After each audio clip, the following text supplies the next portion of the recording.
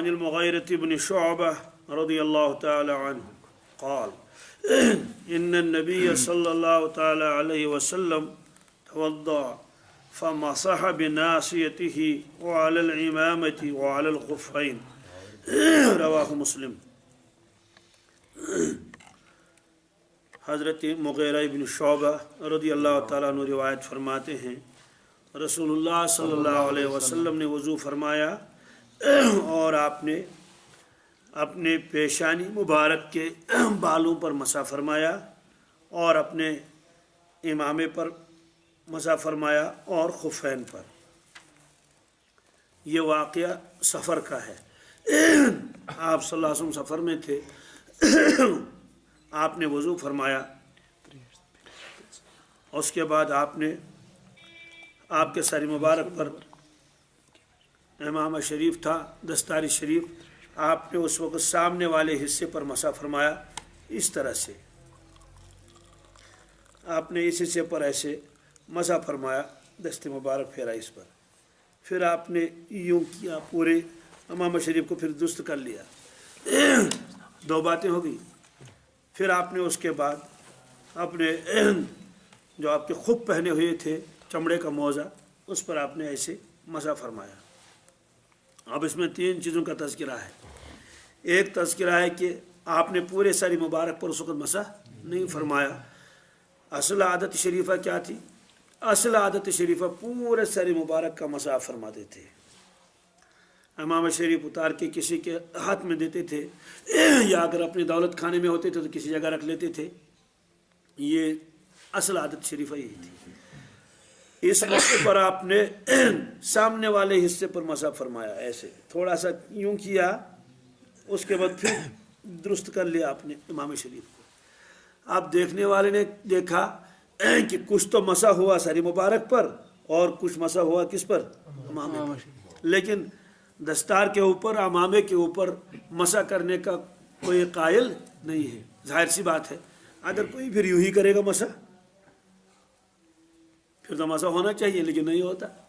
ٹوپی کے اوپر بھی مسح نہیں ہوگا۔ مطلب ٹوپ چکالس پیٹ ٹوپی پیٹے پھرنا ان کیا مسح نہیں ہوگا۔ اسے یہ قرآن پاک نے فرمایا سر کے اوپر مسح کر لو، یہ مسح ٹوپی کے اوپر ہوا۔ ٹوپی اتارنی ضروری ہے۔ ایسے جو ماں بہنیں ہیں، اگر ان کے سر پر سکارف ہے اور کوئی دوپٹہ وغیرہ ہے، وہ اوپر سے یوں کرنا چاہے، اس کی اجازت نہیں ہے، بلکہ اس کو ہٹانا ضروری ہے۔ تو اس میں کیوں فرمایا کہ آپ نے امامہ پر بھی وضو فرمایا، وہ مسح کیا؟ اصل میں جب آپ نے امامہ شریف کو پیچھے تھوڑا کر لیا، سامنے والے حصے کو یوں دست مبارک پھیرا، پھر تو ظاہر سی بات ہے، تو جب تک اس کو ٹھیک نہیں درست نہیں کریں گے تو ہاتھ تو لگانا ضروری ہے نا۔ یوں دست مبارک لگا کے اس کو درست کر لیا۔ تو اس لیے اب راوی نے کیا دیکھا؟ راوی یہ سمجھے کہ کچھ تو مسح ہوا ساری مبارک پر اور کچھ امامے پر ہوا، تو ورنہ ظاہر سی بات ہے اگر امامے پر مسح ہو جائے تو پورے امامے کا ہونا چاہیے۔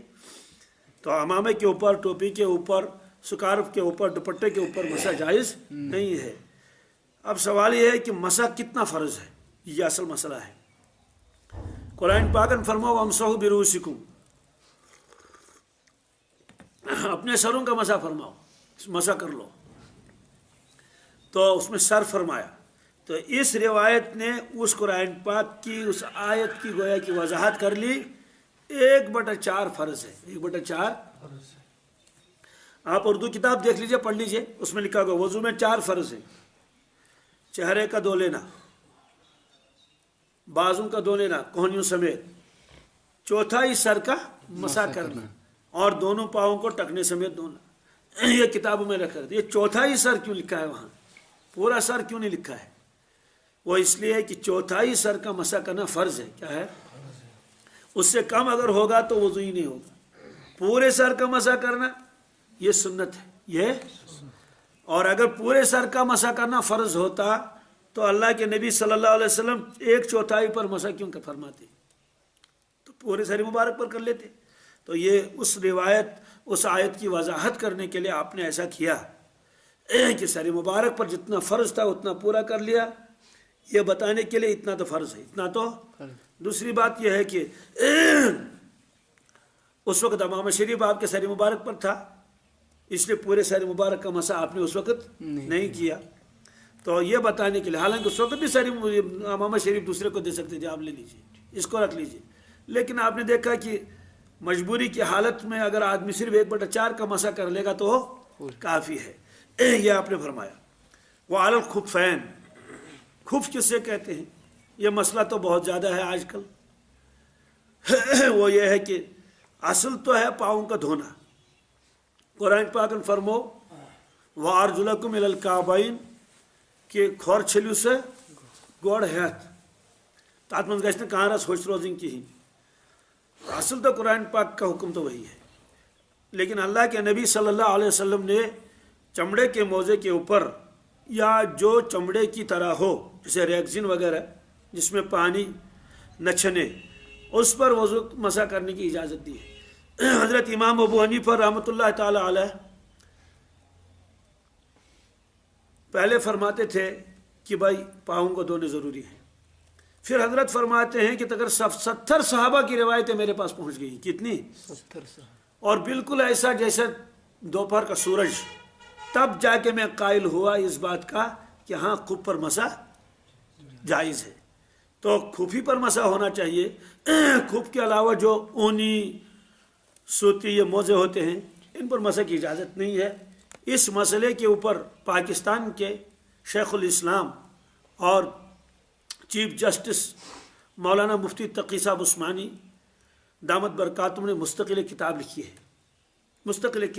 ہے. اس میں یہ ثابت کر دیا ہے کہ اصل تو فرض ہے پاؤں کا دھونا، اب اجازت ہے اگر چمڑے کا موزہ پاؤں میں پہنا ہوا ہو یا وہ چیز جو چمڑے جیسی ہو. اس کے لیے 3 شرطیں ہیں کہ اگر پانی اوپر سے ڈالے تو پانی نیچے نہ چلا جائے. آپ گژھِ نہٕ ترُن تتھ اپارِ یپور. کوئی آدمی چلنا چاہے تو چل سکے. چلنے کا مطلب یہ نہیں کہ اپنے گھر میں یہاں سے وہاں چل رہا ہے، نہیں. جس کو عموماً ہم جوتا کہتے ہیں، جس کو آدمی پہن کر چلے اور چلنا اس کے اندر ممکن ہو اور بغیر باندھے بند جائے. ڈوری پہ پیڑ گنڈنے یعنی اتنا موٹا ہونا چاہیے. نیلان موزہ تو آپ کہیں گے صاحب وہ تو بالکل خود ہی رہ جاتا ہے پنڈلی کے اوپر. نہیں، اس کے اندر نیلان بھرا رہتا ہے. پلاسٹک سے آسان تس منزی لاسٹک ونتوس پلاسٹک ونتوس تب وہ ٹھہرتا ہے. اگر وہ اس سے نکل جائے گا تو وہ تو پھر ٹھہرتا ہی نہیں. تو بہرحال خف کے اوپر آپ نے مسح فرمایا ہے. جو جورب وغیرہ والی روایتیں ہیں تو وہ چونکہ یا تو وہ واضح نہیں ہیں یا تو جورب سے مراد وہاں خفی ہے. بہرحال تمام حضرات نے یہی ائمہ اربعہ کا اس میں اتفاق ہے، اختلاف کسی کا نہیں. یہ سن لیجئے امام مالک رحمۃ اللہ کے بھی یہی ہے کہ بھائی چمڑے کے موزے پر مسح ہوگا. امام ابو حنیفہ رحمۃ اللہ کے یہاں بھی یہی ہے. امام شافعی علیہ رحم کے یہاں بھی، امام احمد سب کے یہاں یہی ہے کہ عام موضوع پر مسح جائز نہیں ہے. یہاں کشمیر میں زیادہ ہے، سردی آ گئی، آپ پاؤں دھونے بہت مشکل ہیں، اس لیے لوگ مسح کر لیتے ہیں کس کے اوپر؟ عام موضوع کے اوپر.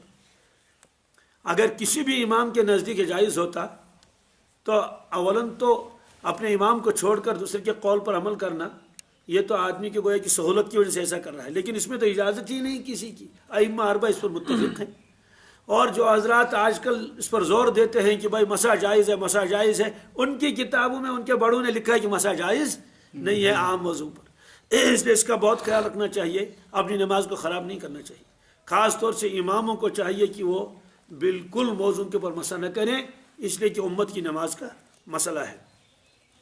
یہ روایت مسلم شریف میں ہے.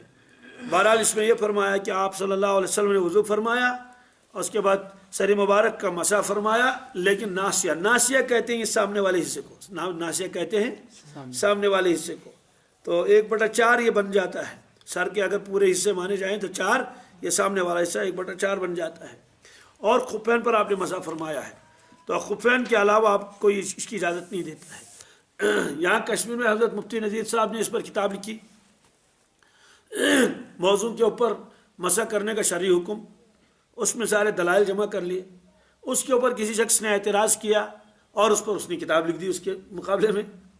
بہرحال پھر اس کے اوپر جو ہے ایک تحقیقی کتاب بہت ہی جو ضخیم ہے، موٹی اتنی کتاب ہے، وہ شیخ الحدیث مولانا مفتی مظفر صاحب جو سوپور کے رہنے والے ہیں، انہوں نے اس کے اوپر وہ کتاب لکھ دی ہے، وہ بازار میں آ چکی ہے، اس میں تمام دلائل ذکر کیے ہیں، اور جس شخص نے وہ کتاب لکھی تھی اس کو بتا دیا، اس نے یا تو عبارتیں ادھوری ادھوری نقل کر لی ہے، یا ترجمہ صحیح نہیں ہوا، یا کیا ہوا ہے، تو بہرحال وہ کتاب بازار میں آ چکی ہے۔ چونکہ فرض کا معاملہ ہے، نماز کا معاملہ ہے، اگر نماز ہی نہیں ہوئی، وضو ہی نہیں ہوا تو نماز کہاں ہو جائے گی؟ اس لیے آپ حضرات کسی رسالے کو پڑھ کر اور موضوع کے اوپر مسح کر کے اپنی نماز کو خراب نہ کریں، اس کا بہت خیال رکھنا ضروری ہے۔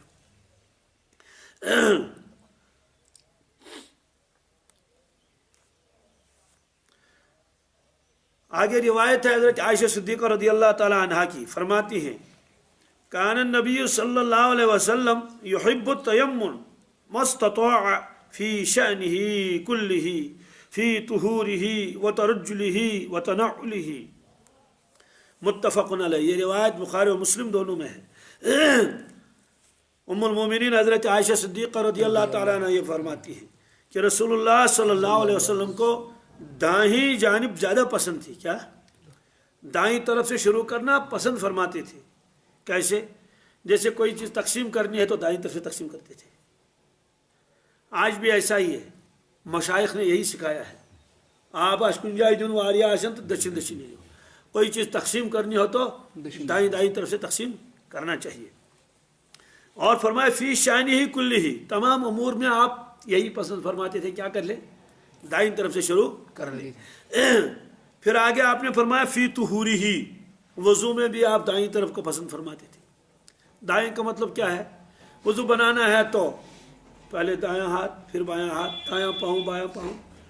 اور حضرت مجدد الفسانی علیہ رحمت کے بارے میں کتابوں میں لکھا ہے کہ جب آپ وضو فرماتے تھے تو ظاہر سی بات چہرے میں تو چہرہ تو ایک ہی ہے، دو تو ہے نہیں کہ یہ دایاں والا چہرہ یہ بایاں والا، لیکن پھر بھی چہرے کے اندر یہ دایاں والا طرف ہے، یہ بایاں۔ تو حضرت جب وضو فرماتے تھے تو کتابوں میں لکھا ہے، ان کے جو مریدین تھے اور شاگرد تھے وہ نقل فرماتے ہیں کہ حضرت یوں اٹھا کے تھوڑا سا دائیں طرف کو اس کا اشارہ کرتے تھے، اس طرف سے، گویا کہ اس میں بھی کیا شروع ہو جائے؟ دائیں جانب ترجیح دیتے تھے اس کو۔ ہاتھوں میں تو ہے ہی، بہرحال بازو میں دو بازو ہیں، دو پاؤں ہیں، یہ فرمایا آپ نے۔ ایسے ہی اللہ کے نبی صلی اللہ علیہ وسلم جب غسل فرماتے تھے تو پہلے تو سر مبارک پر پانی ڈالتے تھے، پھر اس کے بعد دائیں کندھے پر، کس پر؟ دائیں کندھے پر، پھر بائیں کندھے پر۔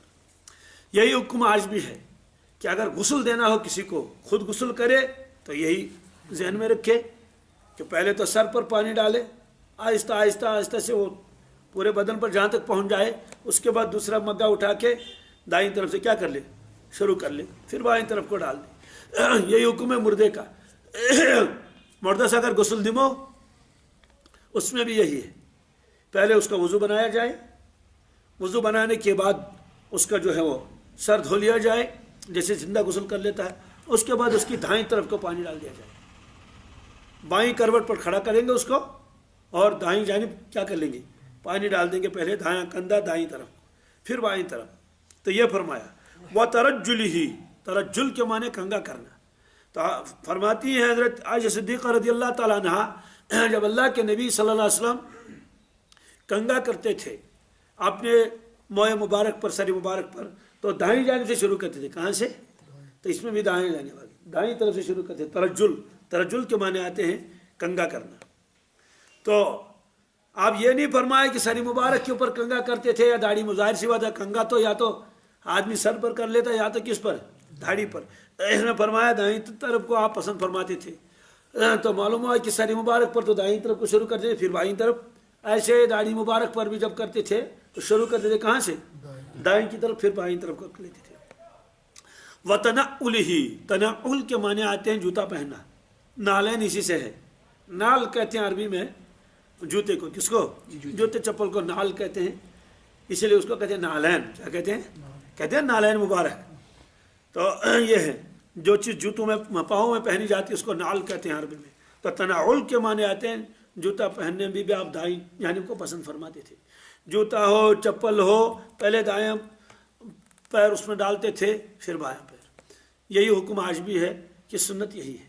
اور جب نکالنا ہو تو اس کا الٹا، اس کا الٹا کیا ہے؟ गोड़ कड़ो खोड़ खोर पथ कड़ो दुश्मन, पहले बायां पाँव निकालेंगे फिर दायां पाँव निकालेंगे, वो रिवायत आगे आ जाएगी। तो इसमें तो फरमाया तमाम अमूर में फी शानी कुल्ली ही, अलबत्ता मिसाल के तौर पर आपने 3 चीज़ों का तज़किरा किया, एक वज़ू का, एक कंगा करने का, एक जूता पहनने का। आगे लिबास के बारे में भी रिवायत आ रही है, ये हो रिवायत। तो ये जो फरमाया हर चीज़ में दायां, इसमें कपड़ा भी आएगा क्या जी। आप पाजामा पहनेंगे पहले दायां पाँव पहन ले, आप कमीज पहनेंगे पहले दायां पाँव, दायां हाथ उसमें डाल दें, फेरन पहनेंगे तो पहले दायां, और जब निकालना हो तो पहले बायां निकालें। ये ख्याल रखें और इसकी आदत बना लें, इंशाअल्लाह फिर कपड़े पहनने में भी सवाब मिलेगा, कपड़े निकालने में भी सवाब मिलेगा जब वो जहन में रखेगा ये। तो आगे रिवायत है, हज़रत अबू हुरैरा रज़ियल्लाहु ताला अन्हु फरमाते हैं, क्या फरमाते हैं, क़ाल रसूलुल्लाह सल्लल्लाहु अलैहि वसल्लम इज़ा लबिस्तुम व इज़ा तवअदातुम फब्दऊ बिअयामिनिकुम। ये रिवायत फरमाते हैं। पहली वाली रिवायत तो थी, उसको फ़ैली रिवायत कहते हैं, क्या यानी उसमें हुज़ूर पाक सल्लल्लाहु अलैहि वसल्लम का कोई फरमान नहीं है, लेकिन आपका अमल है, आपका।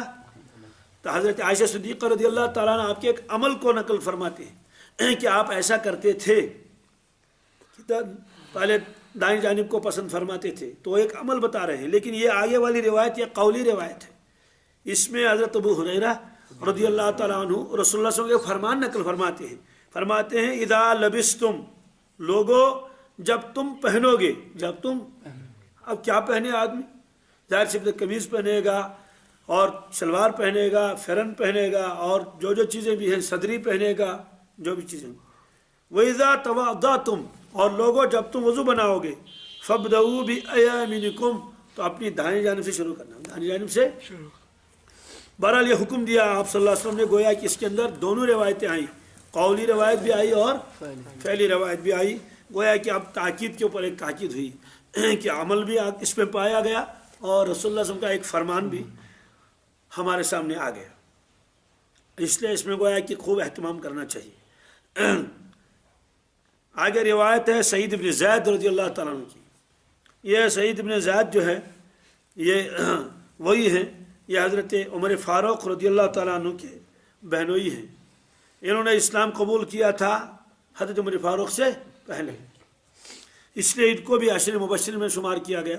साद फिल जन्ना, सईद फिल जन्ना। सईद इब्न ज़ैद ये जन्नती हैं, जन्नती तो सारे हैं, लेकिन इनको भी बशारत दी गई नाम के साथ। ये फरमाते हैं कि रसूलुल्लाह सल्लल्लाहु अलैहि वसल्लम फरमाया, ला वुज़ूअ लिमन लम यज़कुर इस्मल्लाह अलैहि, ला वुज़ूअ लिमन लम यज़कुर इस्मल्लाह अलैहि, कि जो आदमी बिस्मिल्लाह न पढ़े वज़ू में, उसका वज़ू कामिल नहीं, उसका वज़ू तो हो जाएगा, लेकिन सवाब जितना वज़ू में मिलना चाहिए उतना मिलेगा नहीं।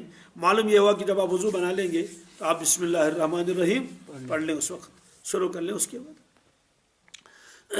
एक रिवायत में आपने फरमाया, कुल्लु अम्रिन ज़ी बालिन लम युब्दा बिस्मिल्लाहि फहुवा अक़ता।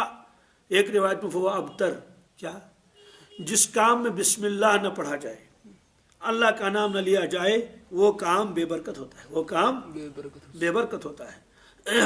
जो भी काम आप कर लें, लिखना शुरू कर लें तो बिस्मिल्लाह पढ़ लें, किताब आप शुरू कर लें पढ़ना तो बिस्मिल्लाह पढ़ लें, और कोई काम आप शुरू करें, गाड़ी चलाना शुरू करें तो बिस्मिल्लाह अल्लाह का नाम लेना चाहिए। इसमें बंदे की तवज्जो अल्लाह तबारक ताला की तरफ हो जाती है। अगर खाना खाना हो तो बिस्मिल्लाह पढ़ लें, बिस्मिल्लाह वाला बरकतिल्लाह। एक शख्स नबी करीम सल्लल्लाहु अलैहि वसल्लम के सामने खाना खा रहे थे, आप देख रहे थे, तो उसके बाद अचानक अल्लाह के नबी से मुस्कुराया, तो एक सहाबी ने अर्ज़ किया, हज़रत आप मुस्कुराए, इसकी वजह क्या है? आपने फरमाया, वो शख्स खाना खा रहा था और बिस्मिल्लाह के बगैर, किसके, शैतान उसके साथ बैठ के खा रहा था, शैतान उसके साथ बैठ के खा रहा था। तो उस शख्स ने दरमियान में, उसको याद आ गया कि मैं बिस्मिल्लाह भूल गया, उसने अब दरमियान में बिस्मिल्लाह पढ़ लिया। बिस्मिल्लाह अव्वल व आखिर रिवायत में आता है। तो शैतान ने जितना खाया था वो सब वापस आ गया उसको, वो कै किया उसने। अब आप कहेंगे साहब कै की उसने, तो उस आदमी ने फिर कैसे खाया, क्या करेंगे? जाहिर सी बात है, ये ہماری سمجھ میں آئے یا نہ آئے لیکن واقعہ یہی ہے. واقعہ آپ کہیں گے جناب میں بسم اللہ کے بغیر کھا لوں گا. دیکھ لیجئے 4 دانے میں نے پلیٹ میں رکھ لیے. کتنے؟ 4 دانے. 4 انگور رکھ لیے. 1 2 3 چاروں کے چاروں میں نے کھائے. شیطان نے کیا کھایا؟ کچھ بھی نہیں. لیکن بسم اللہ کے بغیر کھائیں گے آپ ضرور شیطان کھائے گا اس کو. کیوں؟ شیطان کھائے گا. کیسے کھائے گا ہمیں معلوم نہیں ہے.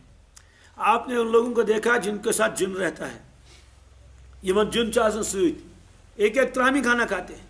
ایک شخص میں جانتا ہوں سو صرف ہونا یہ مفتی صاحب یار چھم کی. ہاں ایک ترامی وہ کھاتا ہے. پورے ایک ترامی 4 آدمی. پھر بھی وہ کہتے ہیں فاق ہے بجھس. حالانکہ سارے لوگ وہاں بیٹھیں گے کنارے کنارے میں. سارا وہ کھائے گا گن گن کے. تب یہ کیوں اندر سے کہاں چلا جاتا ہے اللہ والا. اندر کو چکا سن تمس. اس لیے ایک ترامی کھانے کے باوجود بیچارہ وہ بھاگتا رہتا ہے کھاتا رہتا ہے. وہ بیچارہ دم من چھنتی وہ کیا کرے ہے. اس کے ساتھ جنات لگا ہوا ہے. وہ بھاگتا ہی نہیں اس سے. وہ کھاتا ہے تو وہ کھا لیتا جن. اب وہ تھوڑا بہت ہے اس میں عید کیا. تو یہ تو ہمارے آنکھوں کے سامنے مثال ہے کہ ایک آدمی سارا خود کھاتا ہے اپنے منہ میں ڈال دیتا ہے لیکن اندر کہاں چلا جاتا ہے کچھ پتہ نہیں چلتا. تو جب اللہ کے نبی صلی اللہ علیہ وسلم نے فرمایا جو آدمی بغیر بسم اللہ کے کھانا شروع کرے گا شیطان اس کا ساتھی ہوگا. شیطان اس کا بے برکت ہو جائے گا کھانا. اور کیا بعید ہے کہ شیطان واقعی یقینا کھا لیتا ہو اندر کو چھوڑ کر ادھر سے ہی باہر سے ہی. تو اس نے واپس کیا ہی کر لیا کس طرح وہ کر لیا کیا کر لیا. مگر آپ نے فرمایا خلاصہ یہ ہے کہ شیطان کو اپنے ساتھ رہنے کا موقع نہیں دینا چاہیے. اس لیے بہت سارے موقعوں کے اوپر بسم اللہ پڑھنے کا تاکیدی حکم ہے. اس میں کھانے کے بھی تذکرہ آ رہا ہے.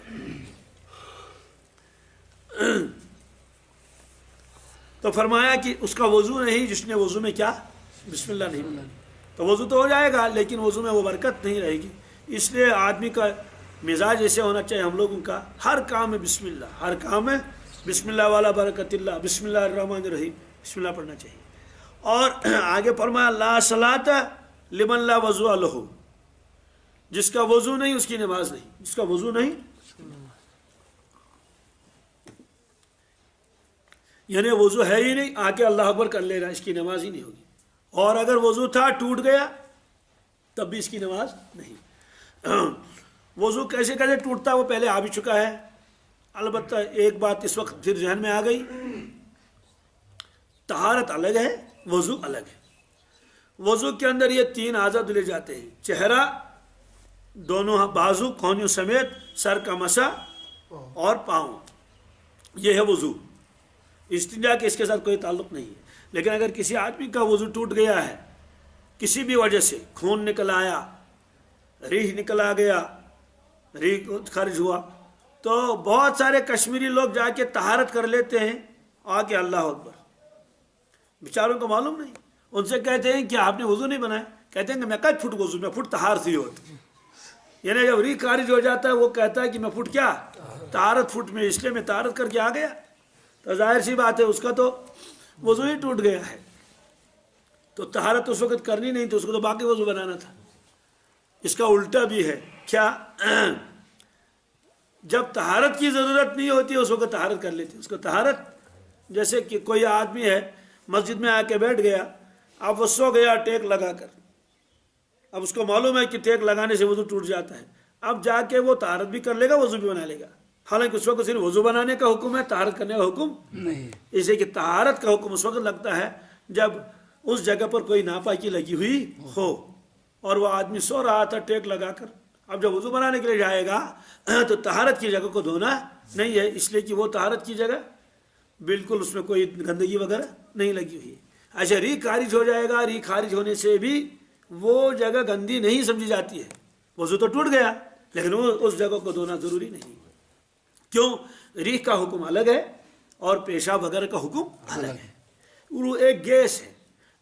پیشاب لگ جائے گا کپڑے پر تو دھونا ہے لیکن گیس لگ جائے گا کپڑے کے اندر تو کپڑا دھونا ضروری نہیں. ورنہ اگر کسی کا ریح خارج ہو جائے گا اس کو حکم 2 ملنے چاہیے. کیا؟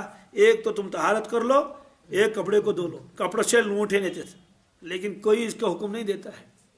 اس کا مطلب تو یہ ہوا کہ ریح جب خارج ہو جائے گا اس جگہ کا دھونا ضروری نہیں ہے. ہاں اگر پیشاب لگ جائے کپڑے میں تو پیشاب ہاتھ بدن پر لگ جائے بدن بھی دھونا ضروری ہے، کپڑے پر لگ جائے تو کپڑا بھی دھونا، لیکن ریح اس کا اثر آدمی کے بدن کے اوپر بھی پڑ جائے گا تب بھی وہ بدن دھونا نہیں ہے، کپڑا بھی دھونا نہیں ہے۔ البتہ وضو ٹوٹ گیا مکمل وضو بنانا اس کی ضروری ہے، اس لیے فرمایا لا صلاۃ لمن لا وضوء لہ، اس شخص کی نماز نہیں جس شخص کا وضو نہیں۔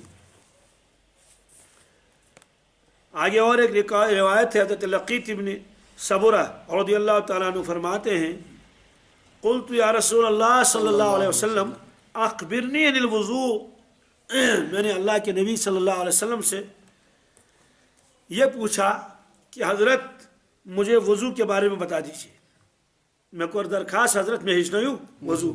آپ نے فرمایا اسبغ الوضوء، آپ نے فرمایا دیکھو جب بھی وضو بناؤ گے مکمل وضو بنا لینا، کیا بنا لینا؟ کامل وضو بنا لینا۔ تو کامل وضو کیسے ہو جائے گا؟ کامل وضو تب ہو جائے گا جب آدمی سنت کے مطابق وضو کر لے گا۔ کس کے مطابق؟ سنت۔ مسواک کر لے گا، ہر وضو کو 3 مرتبہ دھو لے گا، اور اسی طرح سے بسم اللہ پڑھ لے گا، تو جب یہ سارے کام کرے گا تو اس کا وضو کامل ہو جائے گا۔ اور اللہ کے نبی صلی اللہ علیہ وسلم خود وضو کے کامل ہونے کے لیے دعا مانگتے تھے، ہماری تربیت کے لیے۔ کیا فرماتے تھے؟ اللہم انی اسألک تمام الوضوء وتمام الصلاۃ وتمام مغفرتک ورضوانک۔ اس کا ترجمہ ہے یا اللہ میں آپ سے کامل وضو کی درخواست کر لیتا ہوں کہ میرا وضو کامل ہو، وتمام الصلاۃ میری نماز کیا ہو؟ مکمل نماز ہو، وتمام مغفرتک یا اللہ میں کامل مغفرت کی درخواست کر لیتا ہوں۔ یہ نہیں کہ کچھ گناہوں کی مغفرت ہو گئی کچھ نہیں، یہ تو ہماری تعلیم و تربیت کے لیے آپ نے فرمایا، ورنہ آپ کا وضو بھی کامل تھا، آپ کی نماز بھی کامل تھی، اور آپ گناہوں سے معصوم اور منزہ اور پاک تھے۔ ورضوانک یا اللہ میں آپ کی خوشنودی کا سوال کرتا ہوں، کامل خوشنودی، آپ مکمل مجھے خوش ہو جائیں، مجھ سے راضی ہو جائیں۔ یہ دعا آپ پڑھتے تھے، اور اس دعا کو صحابہ کرام نے نقل کیا اور محدثین نے اس کو اپنی کتابوں میں نقل کیا۔ اللہم انی اسألک تمام الوضوء و تمام الصلاۃ و تمام مغفرتک و رضوانک، ایک روایت میں و تمام رضوانک، اس دعا کو پڑھنا چاہیے۔ اگر عربی کے یہ الفاظ یاد نہ رہیں تو اپنی زبان میں پڑھ سکتے ہیں، یا اللہ میرا وضو کامل ہو، میں کامل وضو، کامل نماز، کامل مغفرت، مکمل آپ کی خوشنودی کا درخواست کر لیتا ہوں۔ تو کسی بھی زبان میں آپ مانگ لیں گے تو دعا کے فوائد آ جائیں گے۔ اور اگر عربی کے الفاظ ہوں جو اللہ کے نبی صلی اللہ علیہ وسلم نے اپنی زبان مبارک سے نکالے ہیں، وہوا نور علی نور، تب تو برکت کا کیا کہنا۔ آگے حضرت ابن عباس رضی اللہ تعالیٰ عنہ کی روایت ہے، چونکہ باب چل رہا وضو کا، اس لیے مختلف طریقے سے محدثین ہر اس روایت کو وہ نقل کرتے ہیں۔ بہرحال یہ روایت ابھی ادھوری ہے۔ اسبغ الوضوء، وضو مکمل کرو، وخلل بین الاصابع، انگلیوں کا خلال کر لو، انگلیوں کا، ہاں انگلیوں کے اندر ہاتھ کی انگلیاں بھی آتی ہیں اور پاؤں کی انگلیاں بھی آتی ہیں۔ ہاتھ کی انگلیوں کا طریقہ کیا ہے؟ جب آپ وضو کریں گے پاؤں کو ہاتھوں کو دھو لیں گے تو یوں آپ کر لیں، یوں بھی کر سکتے ہیں، بس خلال ہو گئے۔ ویسے ہاتھ کی انگلیاں چونکہ کشادہ رہتی ہیں، اس میں تو اس کا اندیشہ نہیں ہے کہ ہاتھ جو ہے وہ کہیں خشک رہ گیا ہو، کیونکہ بار بار پانی میں ہاتھ ڈالتا ہے اور انگلیاں کشادہ بھی ہیں، لیکن پھر بھی آپ نے فرمایا انگلیوں کا خلال کرو۔ لیکن پاؤں کی انگلیوں کا خلال ضرور کرنا چاہیے۔ کیوں؟ اس لیے کہ پاؤں تو ایک ہی مرتبہ دھوئے جاتے ہیں، دھوئے تو 3 مرتبہ جاتے ہیں، تو اس کا پانی کے ساتھ زیادہ وہ بار بار ٹچ کرنے کی ضرورت جتنا ہاتھوں کو ہے۔ بس چہرہ دھو لو، ہاتھ دھو لو، اور پھر مسح کر لو، بازو کو دھو لو، پھر پاؤں کو دھو لو، تب بھی ہاتھوں سے کام لیا جاتا ہے، لیکن پاؤں سے کام یہ نہیں لیا جاتا ہے۔ اور پاؤں کی انگلیاں چونکہ بالکل قریب رہتی ہیں، بعض مرتبہ تو بالکل بند رہتی ہیں، اس لیے پاؤں کی انگلیوں کا خلال خاص طور سے کرنا چاہیے۔ اس کا طریقہ کیا ہے؟ دایاں پاؤں جو ہے تو ایک روایت میں آگے آئے گا کہ یہ جو چھوٹی انگلی ہے اس سے اللہ کے نبی صلی اللہ علیہ وسلم نے خلال کیا ہے، کس کا؟ انگلیوں کا۔ تو اس کا طریقہ یہ ہے، جب آپ دایاں پیر دھوئیں گے تو دایاں پیر کے جو سنگلی ہے اس سے شروع کریں گے، ایسے اس طرح سے آپ اس کو پورے کو کیا کر لیں؟ خلال کر لیں۔ پر جو ہے وہ بایاں پاؤں کا کر لیں، انگوٹھے سے لے کر آخری تک اس کو ختم کر لیں۔ تو اس طرح سے पाँव की उंगलियों का खिलाल हो जाएगा, ये आपने फरमाया। व बालिग फिल इस्तिंशाक, फरमाया कि इस्तिंशाक में मुबालगा करना। इस्तिंशाक को माने को नस्तिमद आप लदुन, क्या लदुन, यानी नाक को खूब साफ कर लेना और पानी ऊपर तक चढ़ाना। इल्ला अन तकुना साइमन, अलबत्ता अगर आप रोजे से हैं तब ऐसा न करना, तब ऐसा न करना, क्योंकि कुल्ली में तो गरगरा भी किया जाता है, गरगरा करते हैं कुल्ली करते वक्त, गला साफ कर लेते हैं खासतौर से गुस्ल के वक्त। लेकिन अगर कोई आदमी रोजे से है तो उस वक्त एहतियात करना चाहिए, उस वक्त गरगरा करने की ज़रूरत नहीं है, और नाक में ऊपर तक बहुत ज़्यादा मुबालगा करने की कोई ज़रूरत नहीं है, नरम हिस्से तक पहुँचा दो, फ़र्ज अदा हो गया। लेकिन आपने फरमाया बालिग फिर इस्तिंशाक, अच्छी तरह से बेहतरीन अंदाजे से आप क्या कर लें, नाक में पानी चढ़ा लें। लेकिन साथ में भी फरमाया इल्ला अन तकुना साइमन, इल्ला ये कि आप क्या हूँ, रोजे से। ये तो है आम वजू के बारे में। लेकिन सुबह जब आदमी बेदार हो जाएगा नींद से, वो रिवायत आगे आएगी कि उसमें आपने फरमाया कि जब आदमी सो जाता है तो शैतान उसके नाक के नथनों में बैठता है, किसमें, बहुत रात गुजारता है, और उसके अंदर वसवसे वगैरह डालता रहता है। कभी कहता अलई का लैलन तवीला आया आशर आठ वारिया बोर्ड शाम ताइन मुंचु नमाज वारिया काल, ये तिस कालस पर ट्यूशन अच्छे खासे जमात नमाज पढ़ी। कभी ऐसा भी होता है, इसे वसवसा डालता है। आपने फरमाया जब आप बेदार हो जाएंगे तो नाक को पूरी तरह साफ करके झाड़ दो ताकि शैतान के असरात ख़त्म हो जाए। इस रिवायत की शरह में शारहीन फरमाते हैं, इससे पता चलता है बुरा इंसान, बुरा शख्स जहाँ भी बैठेगा उसकी बुराई के असरात रहेंगे, सालेह इंसान, सालेह फर्द जहाँ भी बैठेंगे उसकी नेकी के असरात पड़ जाएंगे। देखो इबलीस आया और नाक में बैठा तो नाक के अंदर उसके असरात आ गए, इसे खास तौर से नाक को छाड़ने का हुक्म दिया गया। इसीलिए मशाइख जो है इसके लिए एक जिक्र तजवीज़ करते थे, उसको पास अनफास कहते हैं। क्या अब तो ये चीज़ें सिर्फ किताबों में रह गई हैं, इसलिए कि अब इसकी तरफ कोई ध्यान देने वाला नहीं, और बहुत लोग तो इसको हकारत की नज़र से भी देखते हैं। अब देखा कोई मुराकबा कर रहा है कि नहीं है, ये क्या योगा कर रहा है, इसने क्या कर लिया। हालांकि योगा तो उसको तो कुफ्र भी लिखा है बाज़ उलमा ने कि उसमें गैरुल्लाह का तस्वुर होता है और अल्लाह ताला को वो मानते भी नहीं है, वो उन लोगों की शुरुआत है। और वो बाकायदा एक्शन किया जाए, कभी हाथों को यूँ रखा जाता है, कभी सामने को रखा जाता है, तो ये तो अल्लाह अल्लाह कर रहा है, ये तो अल्लाह के ध्यान में बैठा हुआ है, जिक्र ज़ुबानी कर रहा है, जिक्र क़ल्बी कर रहा है। तो मशाइख ने एक जिक्र रखा सांस का जिक्र, किसका, उसको पास अनफास कहते हैं। सांस ले लिया तो अल्लाह पढ़ लिया, सांस में जब छोड़ा तो हु पढ़ लिया।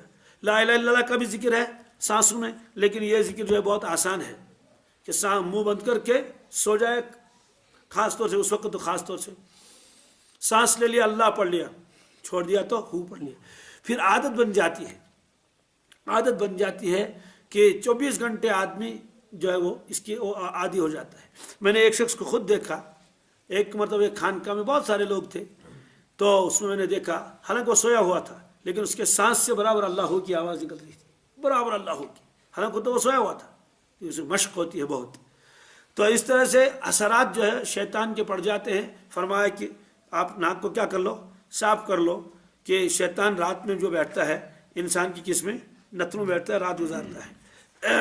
बहरहाल ये रिवायत आ गई, तो इसमें ये फरमाया कि एक तो उंगलियों का मसा करना चाहिए और वज़ू को मुकम्मल करना चाहिए, और दूसरी बात यह है कि इस्तिंशाक, नाक के अंदर पानी खूब चढ़ाना चाहिए, इल्ला है कि आदमी रोज़े से हो।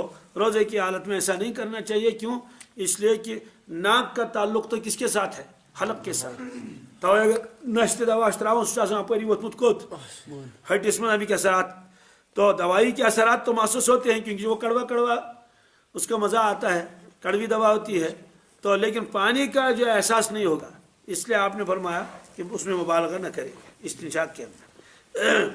बहरहाल अभी वज़ू का बयान चल ही रहा है, इसमें वज़ू की और भी रिवायतें आएंगी जिसके अंदर जो है वो बाकी मसाइल भी आ जाएंगे, वो खिलाल के बारे में, दाढ़ी के खिलाल के बारे में, और इस उंगलियों के खिलाल के बारे में, और इस तरह से बहुत सारी रिवायतें जो है उसमें आ जाएंगी इंशाल्लाह आगे को। हाँ ना,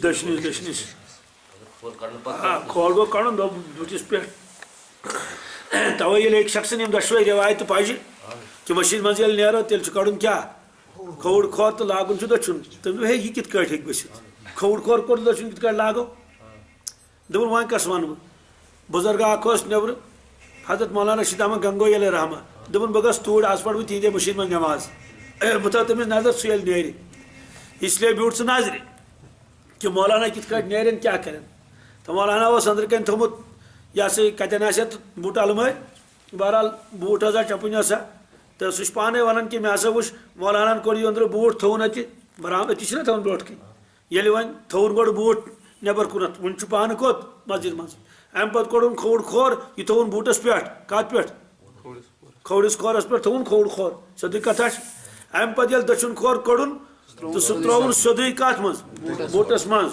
تہٕ لوگُن دٔچھُن کھور پَتہٕ لوگُن کھووُر دوٚپُن وۄنۍ آو مےٚ سَمٕجھ اَمیُک معنی گوٚو ییٚلہِ اِنسان نیرِ اَتھ چھِ یِہوٚے طریٖقہٕ کھووُر کھور کوٚڑ چاہے پَتہٕ بوٗٹَس پٮ۪ٹھ تھٲیتَن یا مَتہٕ تھٲیتَن مگر لاگہِ کُس کھور دٔچھُن کھور حُکُم چھُ سُے دٔچھُن کھور